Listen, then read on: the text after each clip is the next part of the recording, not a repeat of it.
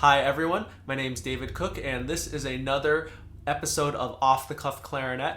In this video, I'm going to be talking a little bit more about embouchure. If you haven't watched my previous video on embouchure, I highly suggest doing that, and I'll put the link for that in the description of this video. So in the last video, we were talking about the Embouchure Triangle, in which we bring the corners in and pull the chin down, and there's a cool exercise I want to show you for this. So the embouchure itself, we're trying to bring the corners in and the chin down, and we really obsess about this a lot in clarinet teaching, I think, and I wasn't sure why for a long time, but it kind of clicked finally a few years ago, and it's because if the corners are in and the chin is pulled flat, you can't possibly be biting on the reed, and that's really what we're working against, or working to avoid, is avoiding the excessive sort of death grip on the reed that I like to talk about, kind of just where you're squeezing the life out of the reed so it doesn't vibrate well. You get something like,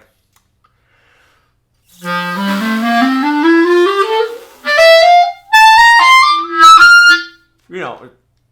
notes more or less came out, but it didn't sound very good in the process, so we don't want to hear that.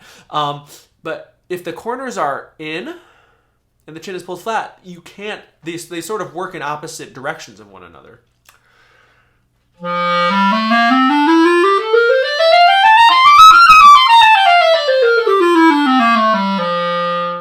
So that's why we really obsess about these corners coming in so much. And there's a really good exercise that you can do for this. And if you've ever had a really thick milkshake, you've experienced this already, especially if something gets like stuck in the straw and you can't get anything to come through. I don't know, there's a cherry or a chocolate chip or something stuck in the straw. And you feel your corners kind of get pulled in, and you kind of get that, like you're breathing in a vacuum. That's exactly what the embouchure is supposed to feel like. And we can actually replicate that on the instrument in a way. So if you take your mouthpiece and your barrel, I will be completely honest, I don't remember where I learned this exercise from, and if I could remember, I would say credit to this person right now. So if anyone knows where this idea came from, please tell me so I can properly attribute this. But what you do is you take the mouthpiece and the barrel, you plug the bottom, and then you try and inhale through the mouthpiece. It's exactly what you're not supposed to do when you play. But if you've got this plugged, you won't be able to get anything to come through the mouthpiece, and you'll just kind of feel everything sort of drawing in towards center. That's what we're talking about. That's the triangle. The corners move in and the chin pulls down. And then if you release your hand and exhale, you get that lovely, shrill clarinet screaming sound.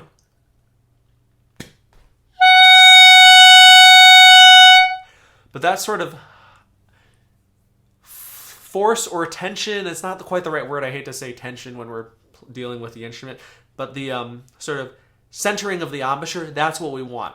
So I do this a lot with students of all experience levels to really reinforce the idea of the corners coming in.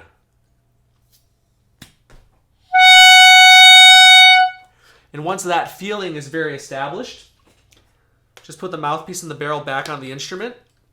You can't do the whole thing really again. Maybe if you've got a partner or something to sort of seal the bell, but you can at least commit that feeling to memory, and then use that when you play the instrument.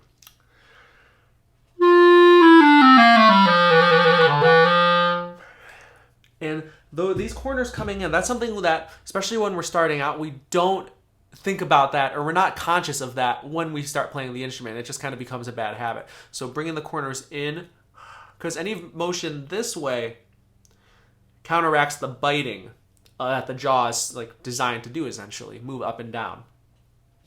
One other quick point on embouchure, and I didn't mention this in the last video primarily because I forgot, but we talked about where your lower lip should go, and it's exactly where the reed and the mouthpiece break away, but that leaves a lot to discuss about the angle of the mouthpiece and the reed. Now, Robert Marcellus, who I talked about in my last video, students of his, or if you ever see a picture of him playing, there are some online, and you notice that his clarinet is always so far in. And the reason is because he had this really severe overbite. So where you could basically just kind of slide the mouthpiece in between his top teeth and his bottom teeth, and it would fit exactly. Most of us, especially with braces and corrective orthodontics, don't have that much overbite. It's very small, if any. So we don't have that. So the angle is going to be different, and you see a lot of people trying to emulate the super vertical position. So what I like to do is take an open G, and open G because it's kind of one of the worst notes on the instrument, really. And once you've got your lower lip in that correct spot, start all the way in and sort of gradually bring the clarinet out until you find the point where the sound is most resonant.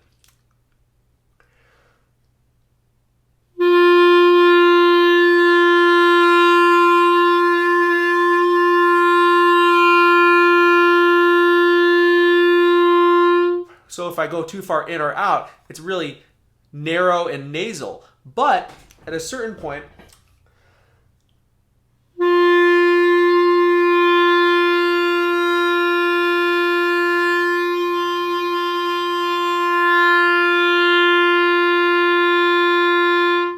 you get the point where the sound is has the most body and the most focus to it. That's the point where it is. Now, for most people, that ends up being around 30 degrees, but it's all going to depend on your facial structure and the way your teeth align. So just because you see one person playing a certain way doesn't mean you have to do that to sound like them. Everyone's angle is slightly different, and it's all based on the sort of different dimensions and proportions of our bodies. I hope you found those sort of embouchure ideas helpful.